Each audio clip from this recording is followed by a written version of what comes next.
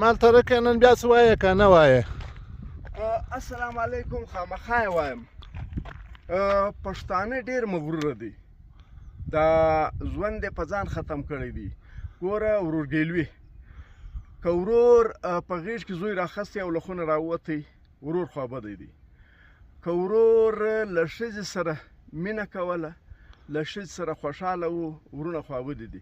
ګوره دا حقیقت دی. موږ چې یو چې کله مور خوشحاله کوو، یعنې چې مور خوشحاله کوو، موږ ښځې خوابدې کړو چې ښځه هم خوابدې که مور خوشحاله سي.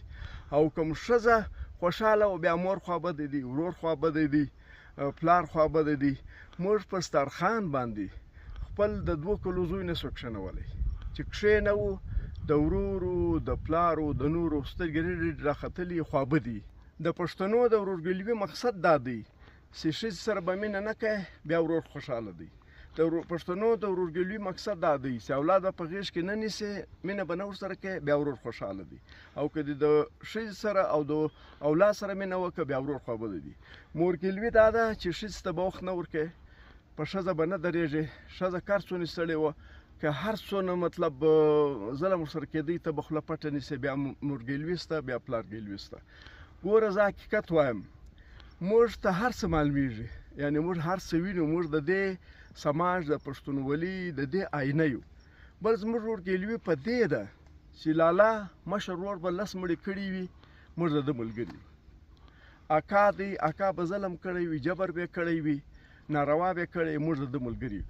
زموږ ورورګلوي په ظلم ده.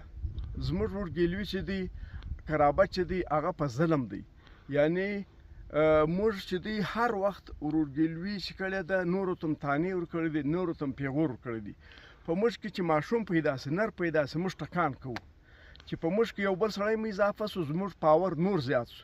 ټکان معنا ده شاوخوا تربرو ته، قریبانو ته، د اکا زامنو ته، بیا خاص کر ورور ته موږ دا تانه ورکوو چې ورور جلایي چې زما بل زوی پیدا سو، زه نور پاورفوله سم، ځان ټینګ کړه. یعنې زموږ چې دا قرابت او خپلوي ده، دا تاسې وګورئ چې موږ قرابت او خپلوي، ورورګلوي، اکاګلوي د چیز دپاره کوو.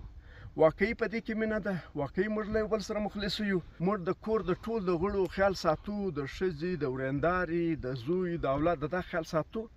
زموږ په ورورګلوي کې که ته وګورې، زموږ په ورورګلوي کې چې دی ظلم دی. یعنې موږ په ورورګلوي کې چې دی ورورګلوي نه پالو، موږ په دې کې ظلم پالو.